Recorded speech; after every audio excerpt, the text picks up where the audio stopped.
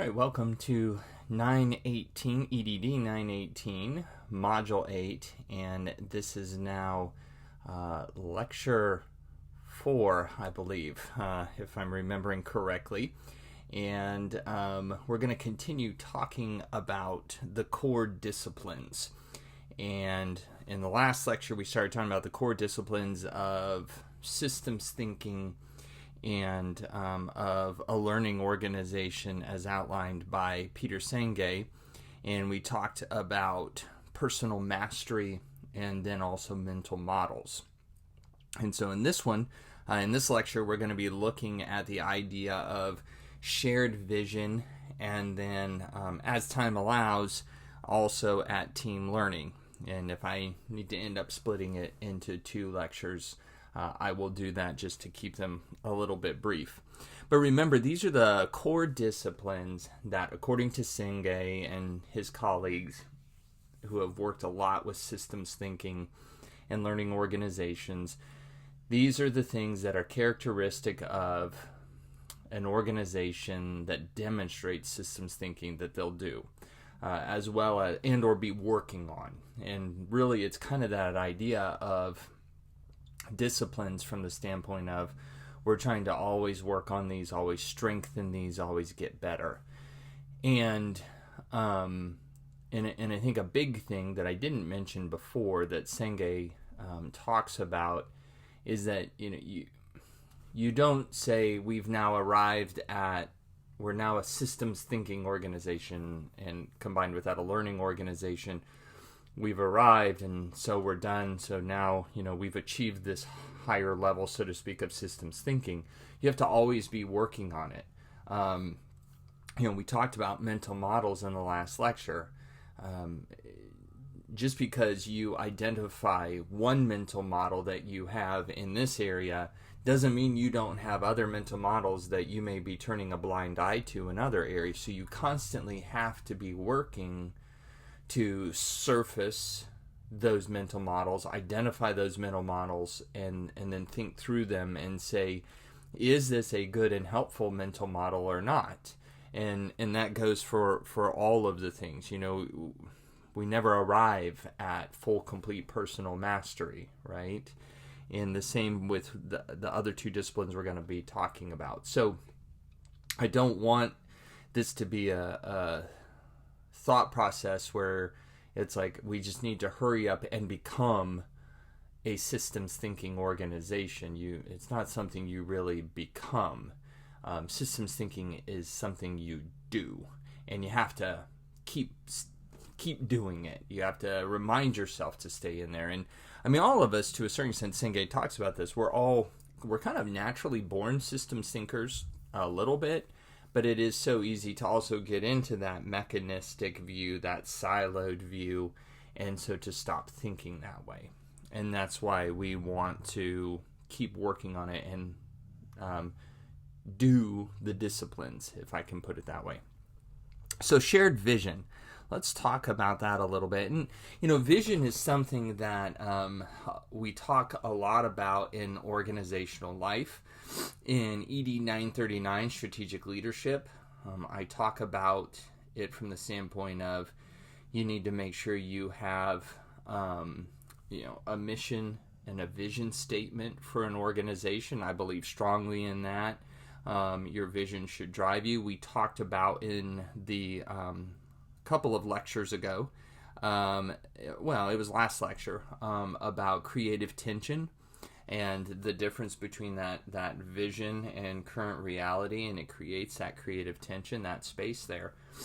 But it's something that I would argue, and others argue as well, that we talk a lot about in organizations, but we may not fully understand what really should be involved, particularly in this aspect, this idea of a shared vision.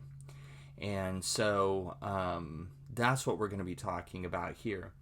And so just some initial thoughts that I have there. And by the way, I should have said this. I did the last two lectures on Yuja, so the PowerPoint was shown.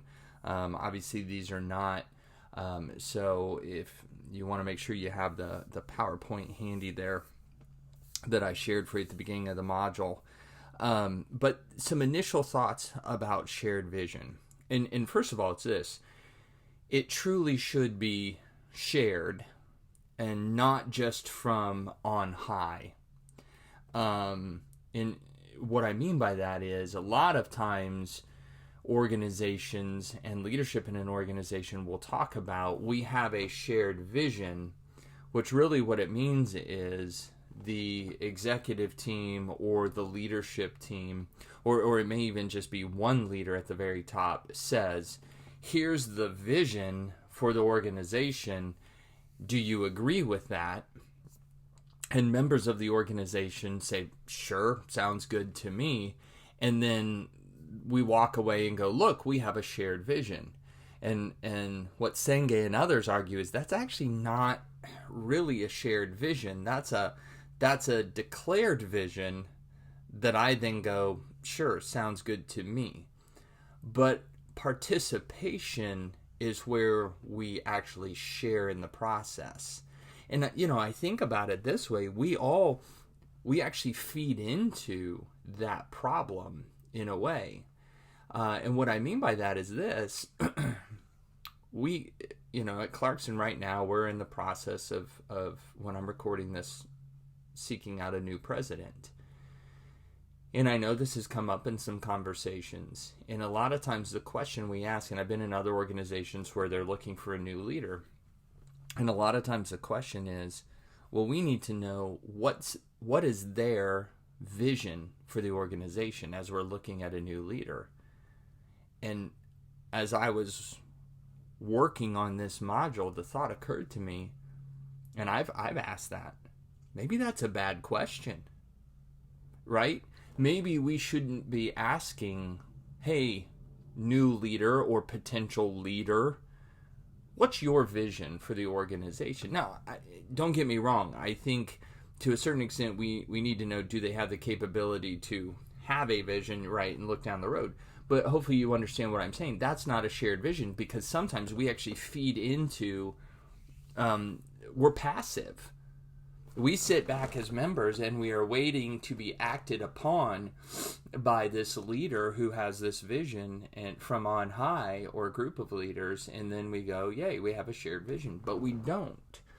And what happens is when we have those kind of situations, it becomes easier then. So if the leader of the leadership team says, here's the vision right here, we as members go, yeah, sounds good, sure, we're on board. And then we go, yay, we have a shared vision. Then as they're moving on and failures happen or problems happen or strife happens or whatever, it's easier for me as the member to then say, well, that wasn't my vision. I never had that vision. That was their vision. That's his vision. That's her vision. That's their vision. I don't want a part of it. But when it's truly shared, I own it. And there's a greater sense of responsibility. So it needs to truly be shared, not just from on high, or part of that would also be, or the agreed upon best option. That's maybe almost worse than just an on high vision. And what I mean by that is, what I've seen happen is, well, we need to, we're at a retreat. Well, we got to have a vision statement before we leave. And we're all contributing ideas, and what we end up with is something that nobody's really that thrilled with, but it's a statement on paper, and so we leave, and we go, there, we have a shared vision, but nobody likes it, really. Or it's the agreed upon best option, but it really doesn't capture what we want, and that's almost worse than a declared vision from on high. So it's not that. It truly is a shared vision. It also, I pointed this out, it should be more than words. And there's two aspects to that. One of those aspects meaning it needs to be alive for all of us. We need to appreciate and understand and embrace this vision. So it should be more than just words to us, words on a page. It needs to come alive. And so connected with that is the other part of more than words, because this is what I've seen happen too, as I've been in sessions where we're writing vision statements. What can happen is you wordsmith these things to death to where by the end of the time, it may be really well written. By the way, I'm a big believer in well-written things. I mean, I'm a communications guy, teaching language arts, work with you all, various of you on papers and the dissertation. I mean, trust me, I like well-written things. But sometimes, I mean, like, I've actually experienced this. We're working on a vision statement with a group or a team, and it's like there's palpable excitement in the room over our vision statement. It's like, this is inspiring, and we're kind of like, yeah, woo, we got this. And then you put it up on the screen, and then there's always those one or two people, well, you know what? I think that comma needs to be moved there. And maybe we should use this. And you start wordsmithing the thing, and then as soon as they do, other people do. And pretty soon, and I've felt it, that excitement, that enthusiasm, that inspiration goes, it's like a balloon, right?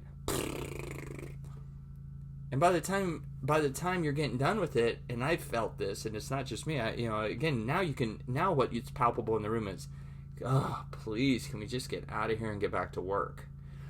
All of the excitement is gone, and now every time I look at that vision statement, I remember, I would have rather had a root canal than go through that experience.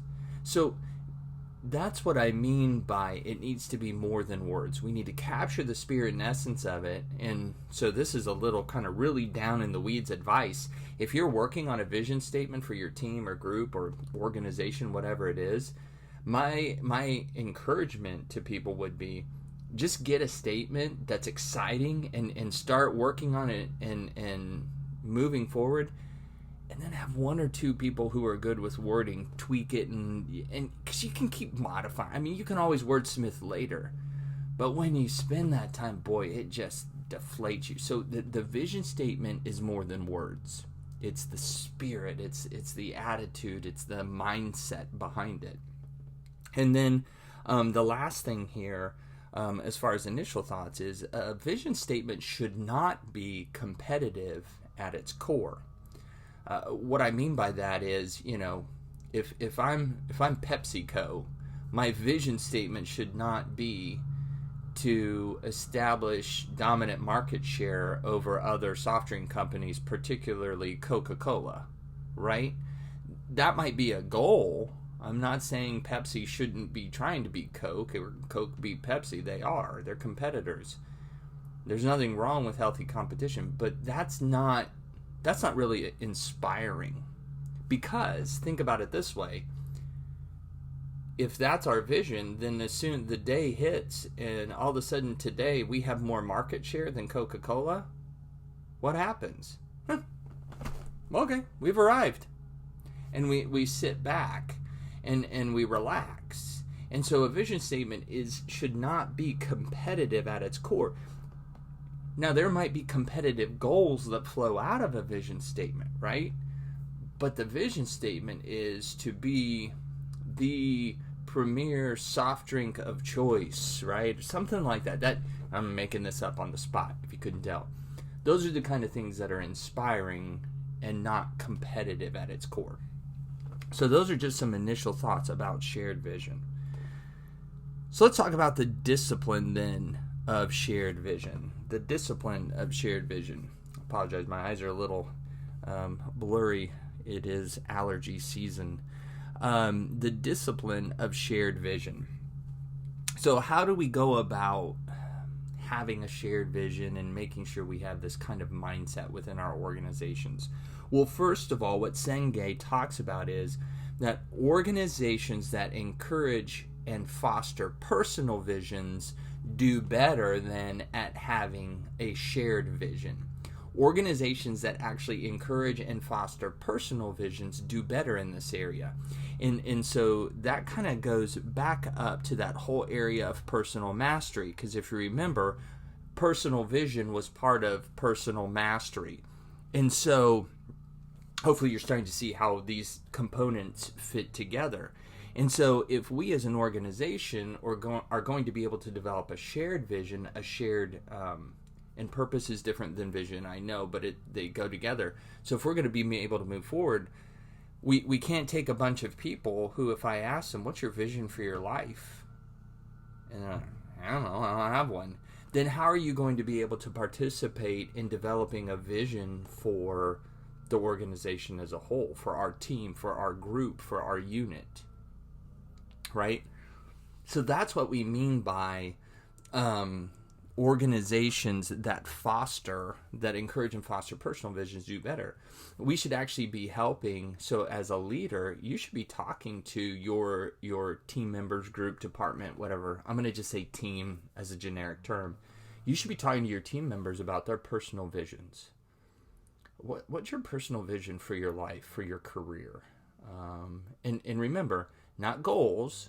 Goals flow from vision. What's your vision? Where do you see, or what's inspiring to you? And then from that, because boy, when I got a group of people who have really inspiring personal visions, then we pull all of that together and say, now, what does that mean for us as a team? And how do we move forward? So that's one way that we can help develop a shared vision. And then the other thing is, or the next thing is this: we want commitment to the shared vision, not just compliance. So think back to when we talked about the influence continuum and the idea of influence. If you remember, what I talked about there is the difference between compliance and commitment. Compliance means people will do what I've asked them to do as long as, oversimplifying, as long as the carrot or stick is present, right? If there's a perceived reward or a perceived punishment, maybe a little bit of both, people will continue to do that behavior. However, as soon as we remove the carrot or stick, if it's compliance, they're going to stop doing it. And that's okay. That's not a bad thing. Commitment is when they do it because they've bought into, a term Sangha uses is enrolling. They have enrolled in the mindset. They've enrolled in the cause. They've enrolled in the vision, however you want to put that. And so that's commitment. And so what we're going for with shared vision is commitment, not compliance. Because if it's just compliance, then they haven't really bought into the shared vision. And then the next thing is that the shared vision must be connected to the mission and values, which are the term I was struggling a little bit earlier. I forgot I had it in my notes right here. Those are called our governing ideas for an organization. Your mission, vision, and values. Those three things, and I like that term, governing ideas, because those are kind of the ideas, not rules and policies, but they're the ideas that should govern our behavior and what we do and actions we take, right? And so the vision needs to be connected to the mission and values. I spent a good amount of time talking about that in EDD 939, Strategic Leadership. So I'm not going to spend a lot of time talking about it here now. But just real quick to draw the distinction in case you don't know. Mission is what we do. Mission, so it's kind of like, and I illustrate this. It's the plaque on the wall. This is what we do. I can look at that every day and say, yep, this is what our organization does. This is why I'm here. Vision is what we're aspiring to.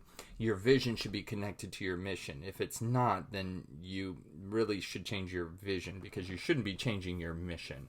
At least not very often, unless it just absolutely doesn't work anymore. But, and your values should not change, really. And so the vision has to be connected to that. And then the last thing is we need to see the connection to systems thinking with the vision. And it's the two ideas here. Vision paints the picture of what we want to create, right? That's what a vision is. It's that inspirational and aspirational picture of what we want to create.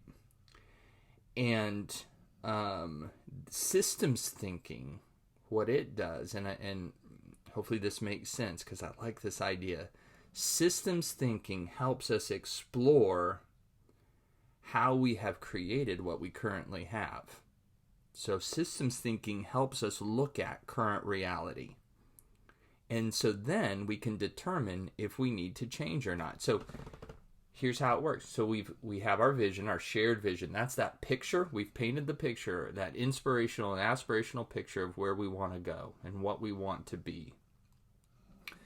We use systems thinking to look around because we look at our current reality, and systems thinking helps us explore, well, how did we get here? How did we create our current reality? And by the way, keep in mind, we fall so easily into this trap when it comes to change and things like this. What we have is bad. New vision, good. Current reality, bad. That's not the case. Current reality is good, and it's been working for us. And now we need to do more, right? It isn't that current reality is bad. It has worked for us. We've been successful. And so now we need to move, and now we need to move beyond. So systems thinking helps us see, how did we get here? What systems, processes, policies, practices, mental models, all of those things contributed to us getting to our current reality. Here's where we need to go. So we have creative tension now, remember? And so as an organization, not as individuals. So what then do we need to change to get us here, if anything? And usually there is. Usually there's something that we need to change. But then we're in creative tension and at new ideas and everything else. So that's how it connects to systems thinking. So as I said, I might have to split this one into two, and I do. So we will pause this lecture here, and I'll pick up in lecture 5 with the idea of team learning, which is our final core discipline. We'll see you then.